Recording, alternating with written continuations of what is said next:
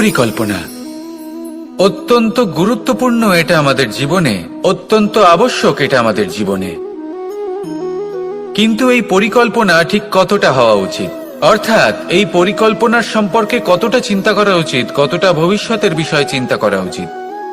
এবার দূরদর্শিতা অত্যন্ত বিশিষ্ট গুণ মানব জীবনে, কিন্তু দূরদর্শিতায় এতটাও মগ্ন হওয়া উচিত নয় যে কাছের জিনিসগুলোই নজরে না পড়ে। আজকের কথা বাদ দিয়ে শুধুই ভবিষ্যৎ নিয়ে চিন্তা করা অনুচিত।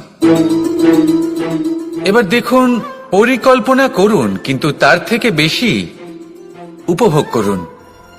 এই মুহূর্ত সম্পর্কে অবগত নয়, কিন্তু ভবিষ্যতের কথা আমরা চিন্তা করতে থাকি।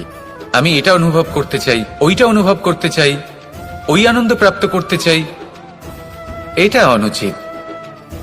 পরিকল্পনা করুন, সংযত করুন, কিন্তু আজকে, বর্তমানকে, এই মুহূর্তকে, জীবনের বাস্তবিক আনন্দ এটা, আর জীবন যাপনের সব থেকে শ্রেষ্ঠ পথও এটা। আসুন আমার সাথে ভালোবেসে বলুন, রাধা রাধা। আকাঙ্ক্ষা কখন লোভে পরিণত হয়ে যায় তা কেউ বলতে পারে না। এবার তার পরিণাম কি হতে পারে তাও আমরা কেউ জানি না। আজ আমি আপনাকে বলছি, কোনো ব্যক্তি সব থেকে বেশি ক্ষতির সম্মুখীন তখনই হয় যখন সে এটা মনে করে যে সে সব থেকে বেশি সুরক্ষিত স্থানে রয়েছে। সে ভাবে যে সে সেখানে সুরক্ষিত রয়েছে। সে তখন অসাবধান হয়ে পড়ে, আর তখনই তাকে জীবনের সব থেকে বড় ক্ষতির সম্মুখীন হতে হয়। নিঃস্ব হয়ে যাওয়ার পরিস্থিতি কোনো মানুষের জীবনে তখনই আসে যখন তার কাছে প্রচুর সম্পত্তি থাকে এবং সে তার থেকেও অনেক বেশি সম্পত্তি অর্জন করতে চায়। সেই অনেক বেশি সম্পত্তি অর্জন করার চেষ্টায় সে এমন কিছু করে বসে যার ফলে তাকে সমস্ত সম্পত্তি হারাতে হতে পারে। একজন রচনাকার নিজেই নিজের প্রতিভা একদম শেষ করে দিতে পারে যখন সে অনেকগুলো কাজ নিজের কাঁধে নিয়ে নেয়। একটা গুরুত্বপূর্ণ কথা সবসময় মনে রাখবেন, আজ আপনি যেখানেই থাকুন না কেন, যেমনই যে কোনো স্থানেই থাকুন না কেন, এর পেছনে আপনার আকাঙ্ক্ষার একটা বিশাল ভূমিকা রয়েছে। কিন্তু মনে রাখবেন, আপনাকে শিখতে হবে যে কখন আর কিভাবে নিজের উচ্চাকাঙ্ক্ষাগুলিকে লাগাম পরাতে হবে, কারণ এটা অত্যন্ত আবশ্যক। তাই আসুন আর আমার সাথে ভালোবেসে বলুন, রাধা রাধা। বিপদ আপদ আপনাকে সন্ত্রস্ত করে রাখতে পারে, কিন্তু এই বিপদ প্রত্যেকের জীবনে কোনো না কোনো কারণে থাকে। এটা আপনাকে দেখায় যে আপনার মধ্যে কি খামতি রয়েছে, কেন রয়েছে। এই বিপদ হলো সেই মাধ্যম যার দ্বারা আপনি নিজের দুর্বলতাকে নিজের শক্তিতে পরিবর্তন করতে পারেন। একটা ফুলের দিকে তাকান। একটা ফুল, তার বুকে যখন একটা সূচ বিঁধে এপার ওপার হয়ে যায়, শুধু তখনই আমাদের প্রভুর জন্য ফুলের মালা তৈরি করা যায়।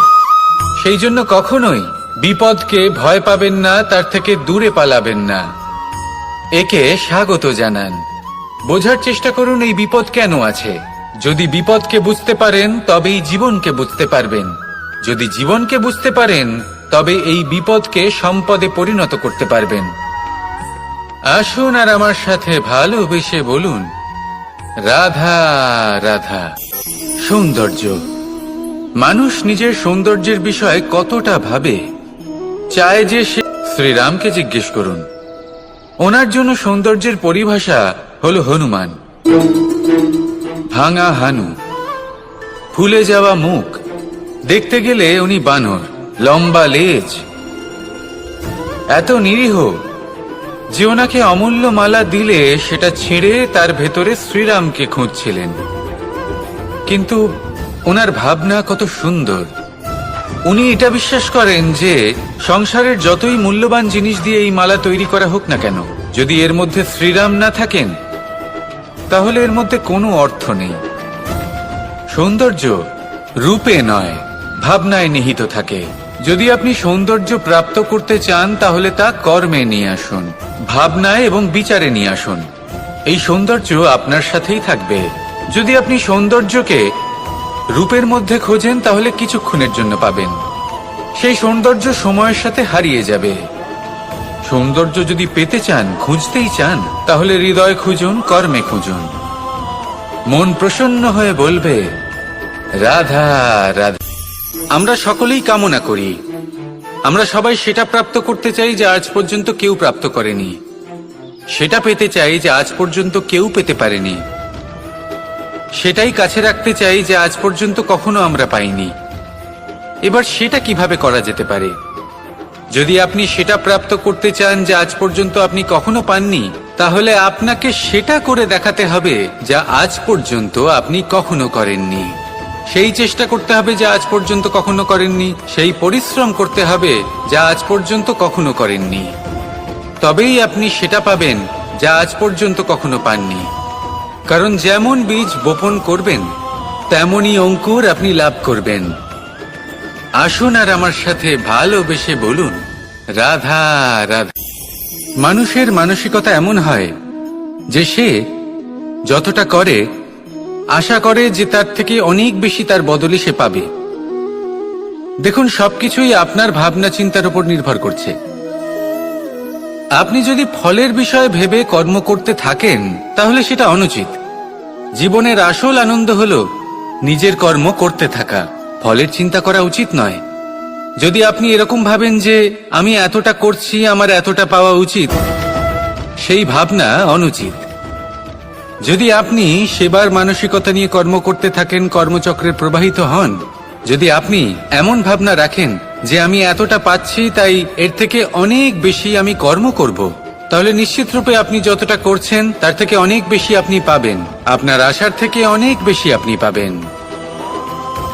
শুধু জীবনে অনেক বেশি কাজ করতে থাকুন, ফলের চিন্তা করবেন না। আর মনে রাখবেন, এই ভাবনাই সব থেকে বড় বীজ।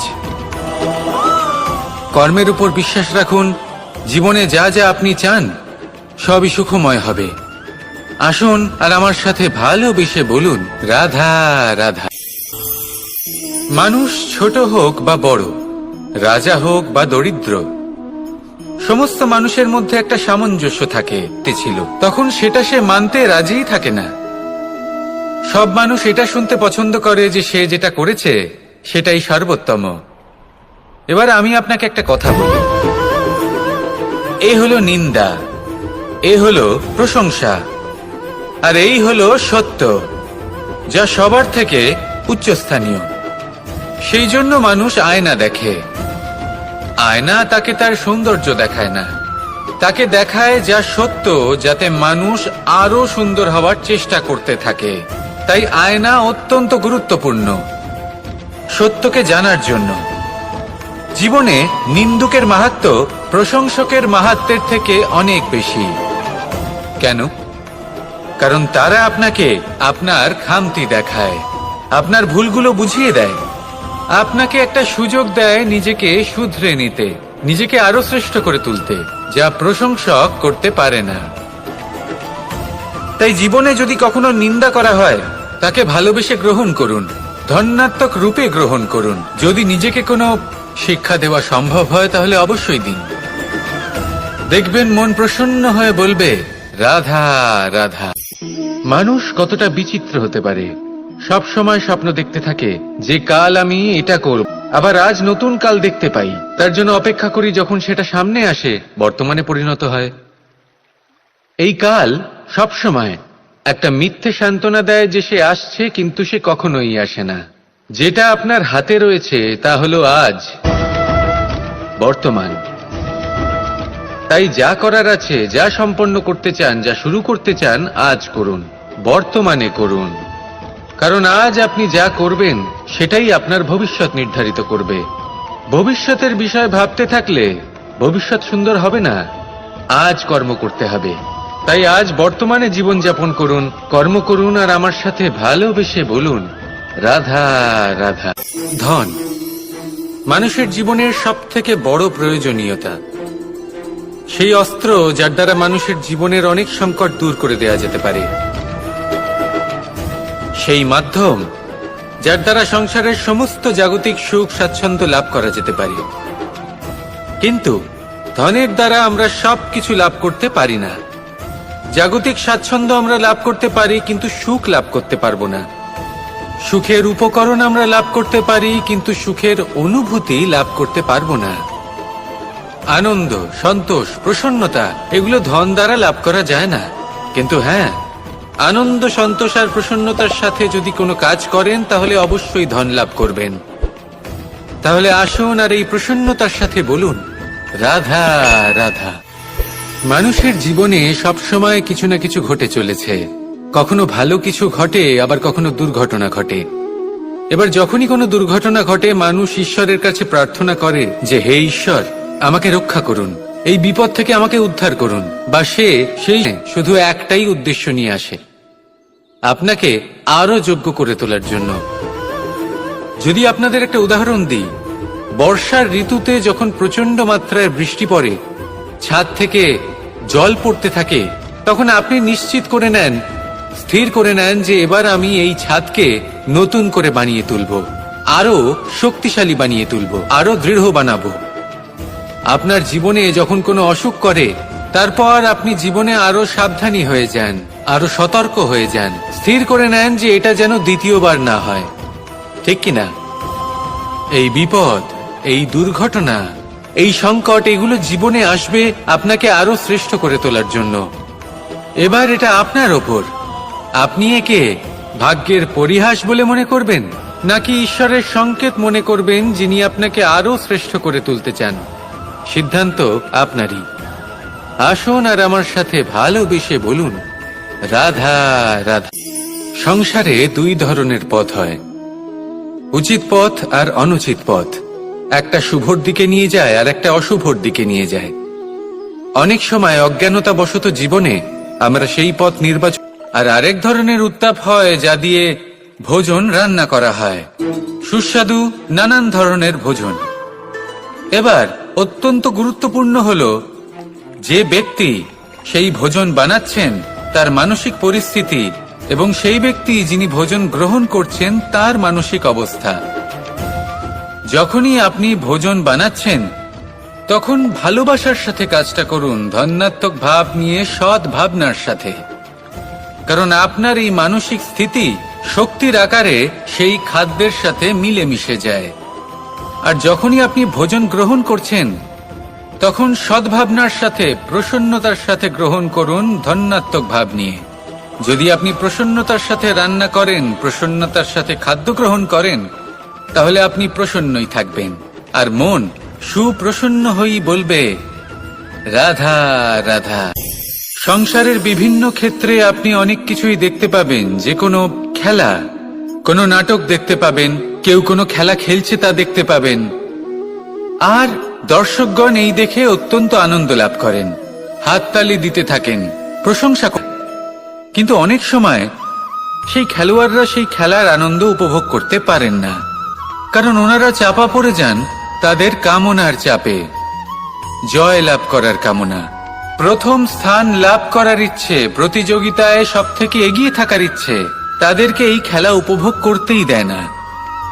সেই জন্য কখনো কখনো এই খেলোয়াড়দের থেকে অনেক বেশি আনন্দ উপভোগ করেন দর্শকগণ, যেখানে এই খেলাটা কিন্তু খেলছেন খেলোয়াড়রাই।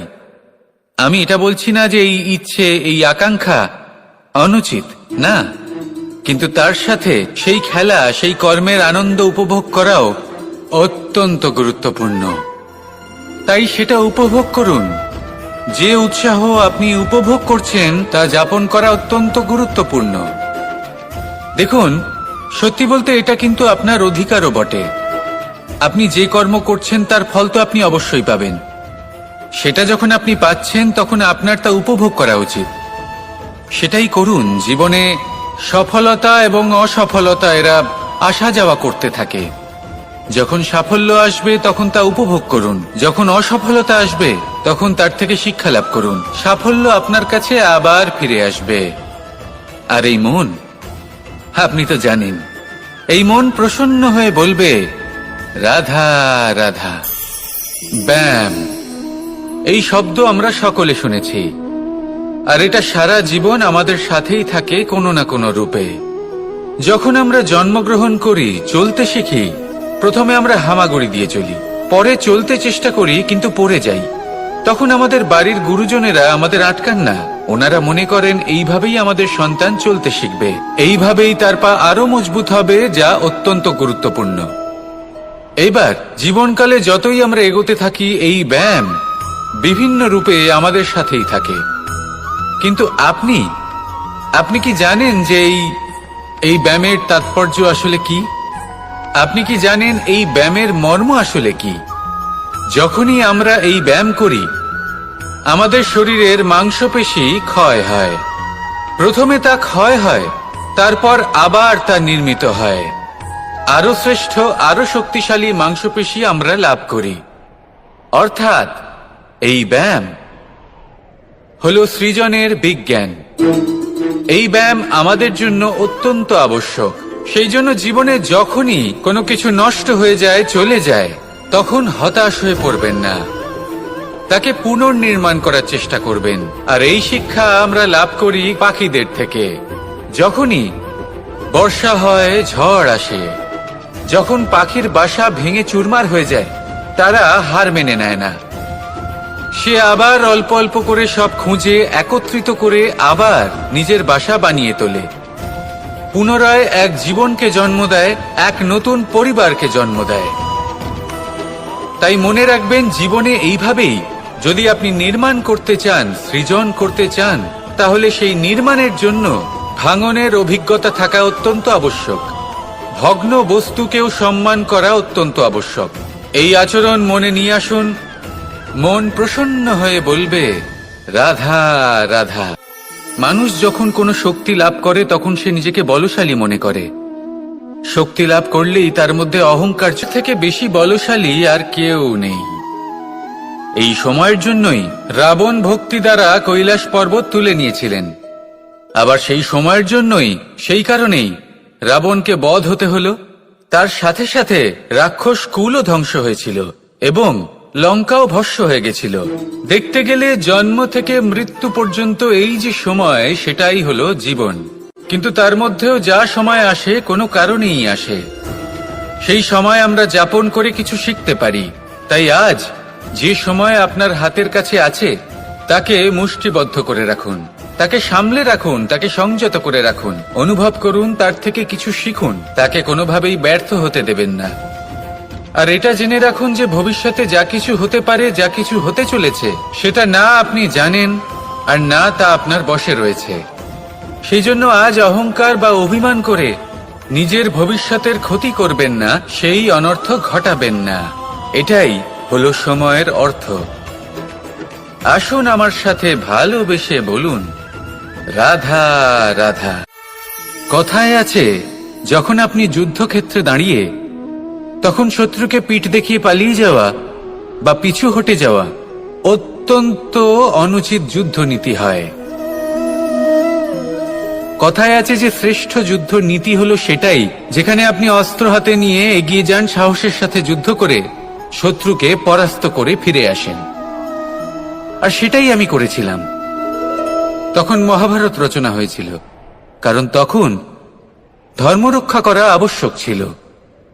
কিন্তু এমনও একটা সময় ছিল যখন আমি যুদ্ধ থেকে পালিয়েছি, কারণ তখন প্রজাদের সুরক্ষা বেশি গুরুত্বপূর্ণ ছিল।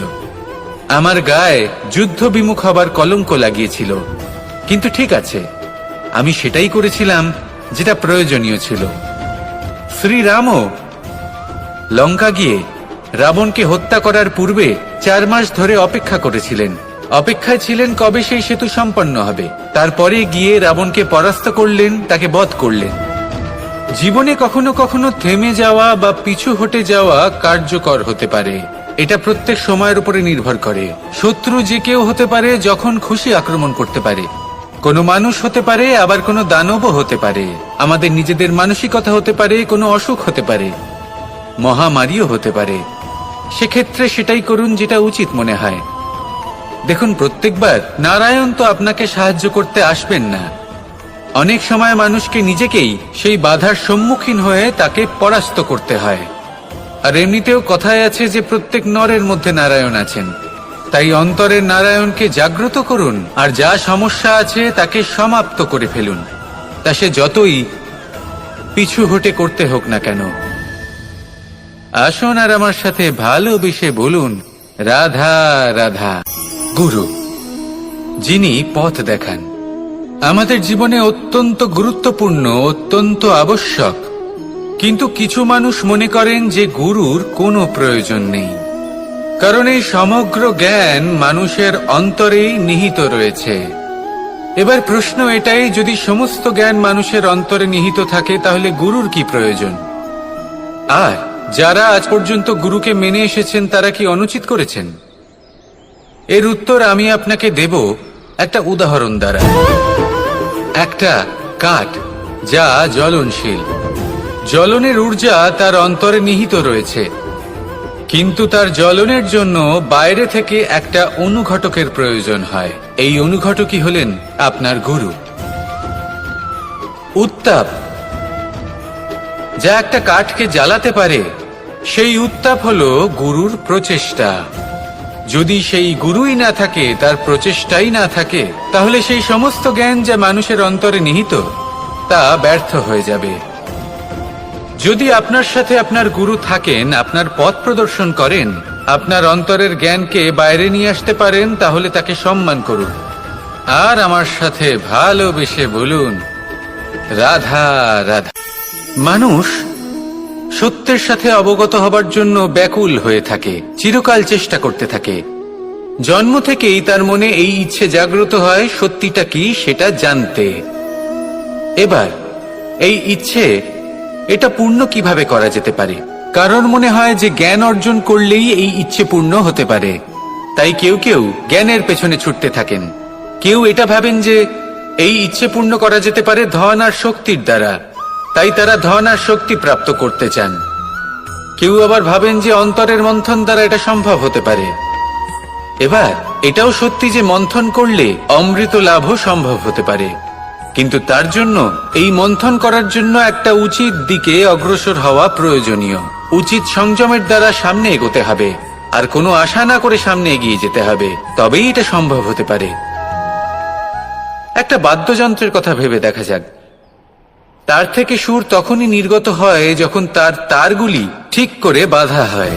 যদি বেশি বেঁধে ফেলা হয় তাহলে তার ছিঁড়ে যেতে পারে, আর যদি ঢিলে থেকে যায় তাহলে তার থেকে উচিত সুর নির্গত হবে না। একটা অত্যন্ত গুরুত্বপূর্ণ কথা মনে রাখবেন, সত্যকে লাভ করার প্রাথমিক আধার হল অনুশাসন।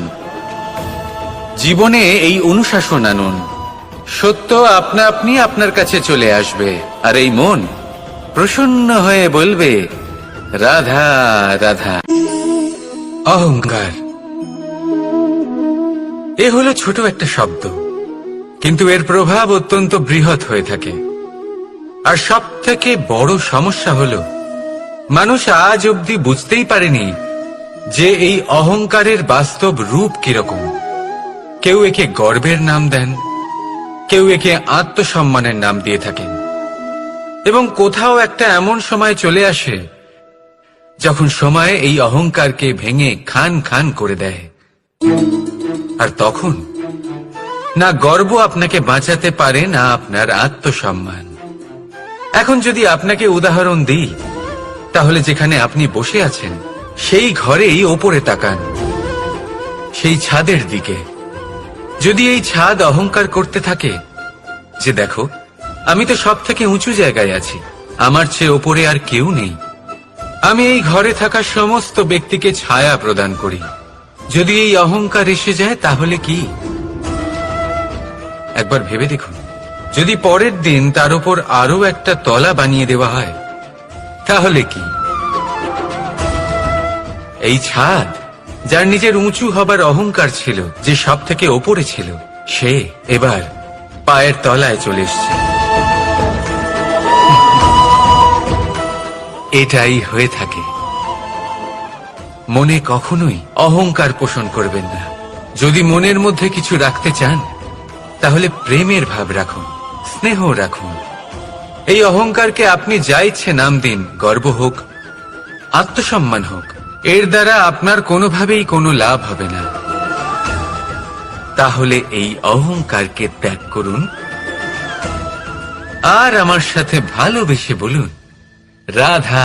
চেষ্টা করে থাকে, প্রয়োজনের থেকে বেশি যদি পেয়েও যায় তাহলেও তার কম মনে হয়। এবার এরকম ঠিক কেন হয়? এর পেছনের কারণ কি? কারণ হলো লোভ। লোভের আগুন কিছু এমন হয়, যদি মানুষের মনে একবার প্রজ্বলিত হয় তাহলে শুধু বাড়তেই থাকে। ততক্ষণ বাড়বে যতক্ষণ না আপনি নিজে তাকে বাধা দিচ্ছেন। তবে এই লোভের আগুন নিয়ন্ত্রণ করা সম্ভব। পরিমিতিবোধ, পরিমিতিবোধের চিন্তা। আপনাকে শুধু নিজেকে একটা সরল প্রশ্ন করতে হবে। যখনই মনের মধ্যে কোনো বস্তুর প্রতি, শক্তির প্রতি, ধনের প্রতি, ভোজনের প্রতি লোভ বেড়ে যায়, নিজেকে প্রশ্ন করুন, এটা কি আমার কাছে ততটাই প্রয়োজনীয় যতটা একটা বৃক্ষের কাছে জল, যতটা একটা প্রাণীর কাছে ভোজন? এটা কি ততটাই প্রয়োজনীয়? যদি উত্তর না হয় তাহলে নিজেকে সেখানেই বাধা দিন, সেই ভাবনা সেখানেই ত্যাগ করুন, কারণ সেটাই হলো লোভ। ঠিক এইভাবেই প্রয়োজনীয়তার চিন্তা করে আস্তে আস্তে এই মন নির্লোভ হয়ে উঠবে, আর এই মন প্রসন্ন হয়ে বলবে রাধা রাধা। পরিচ্ছন্নতা। বর্তমানের এই প্রজন্ম আগের প্রজন্ম, অনেক মানুষজন এটাকে ধার্মিক এবং অন্ধবিশ্বাস বলে, কিন্তু যদি আমি আপনাকে সত্যি কথা বলি, প্রত্যেক ধর্ম বিজ্ঞানসম্মত। প্রত্যেক কাজের পেছনে বৈজ্ঞানিক সত্যতা লুকিয়ে রয়েছে, কিন্তু প্রত্যেক মানুষ সেই নিয়ে কতটা ভাবেন, কতটা বোঝেন আর কি পদক্ষেপ নেন তা হলো আলাদা এবং অত্যন্ত গুরুত্বপূর্ণ, কিন্তু তা হলো বিজ্ঞানসম্মত। আজও যখন আমি আগে বাড়ি যাই, মা সবার আগে আমার হাত পা ধুয়ে দেন, তারপর সবকিছু। তাই আপনি পরিচ্ছন্ন থাকুন, তাহলে আপনি সুস্থ থাকবেন। তখনই আপনার মনে ভক্তিভাব আসবে, তখনই এই সমগ্র সংসারকে সামলানোর শক্তি অর্জন করতে পারবেন। তাহলে পরিচ্ছন্ন থাকুন, সব ভালো থাকবে। রাধা রাধা। ধর্ম। আমরা সকলে ধর্মের বিষয়ে কথা বলি, কখনো নিজের ধর্মের বিষয় আর কখনো অন্যের ধর্মের বিষয়। কখনো আমরা অধর্ম দেখলে সেই বিষয়ে কথা বলি, অনেক রকম আলোচনা হয়, কিন্তু এই ধর্ম আসলে কি সেটা কি কেউ বোঝে? যদি আমি আপনাকে উত্তর দিই, এই উত্তর সরল। ধর্ম হলো তাই যা মানুষকে অন্য মানুষের সাথে, সমস্ত বিশ্ব সংসারের সাথে আনন্দ সহকারে বাঁচতে শেখায়। সেই জন্য আপনি যদি কখনো কোনো ধর্মীয় স্থানে যান, সেই ধর্মীয় স্থানে গিয়ে আপনার শান্তির অনুভূতি হয়, তাই না? কিন্তু দেখুন, ধর্মের জ্ঞান থাকলেই সেই মানুষ ধর্মের পথে চলতে পারবে এমন কোনো কথা নেই। অনেক সময় সম্পর্কে যখন সংঘর্ষ বেড়ে যায়, তখন ইচ্ছের জন্ম হয়, ক্রোধের জন্ম হয়, অহংকারের জন্ম হয়, আর তারপর বিনাশ হয়ে যায় এই ধর্মের।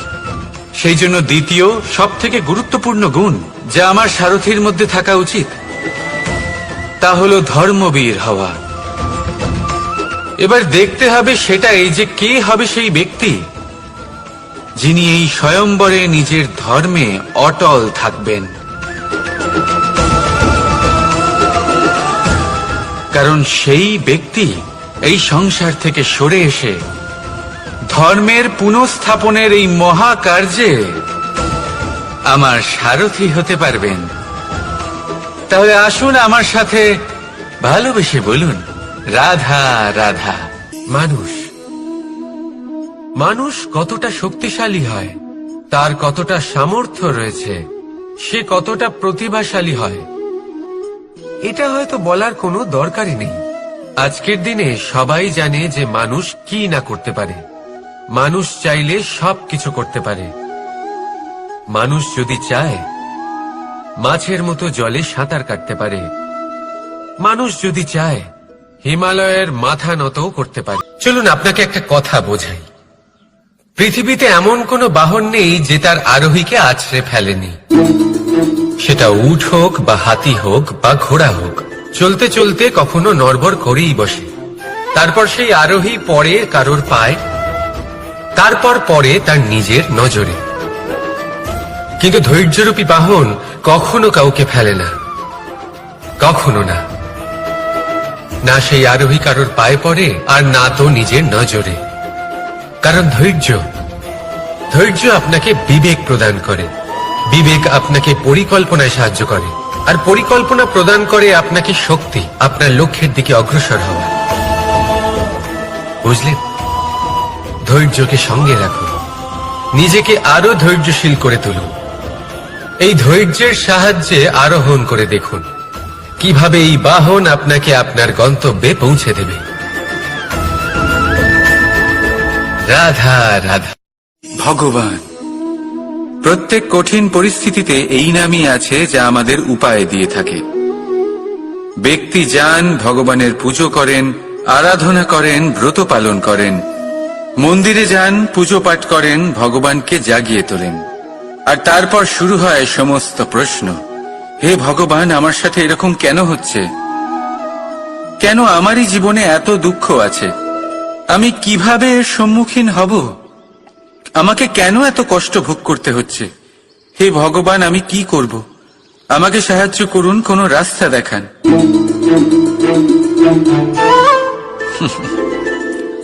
চলুন, আমি আপনাকে একটা প্রশ্ন করি। মন্দিরে যাওয়ার চেষ্টা করার আগে আপনি কি জীবনে ততটা চেষ্টা করেছেন যতটা সেই সমস্যাকে দূর করার জন্য দরকার ছিল? দ্বিতীয় প্রশ্ন,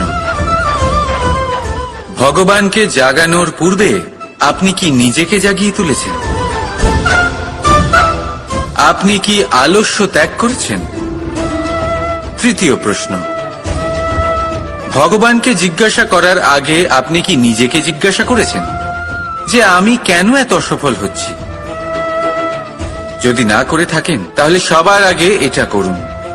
আপনি সমস্ত প্রশ্নের উত্তর পাবেন, সমস্ত বিপদের পরিত্রাণ পাবেন। অন্য কোথাও নয়, নিজের ভেতরে তাকিয়ে দেখুন। চেষ্টা করুন নিজেকে জাগিয়ে তোলার। আপনি সফল অবশ্যই হবেন, কারণ এই পরমাত্মা, ওই পরমেশ্বর, ওই পরব্রহ্ম আপনার মধ্যেই তো আছে। রাধা রাধা।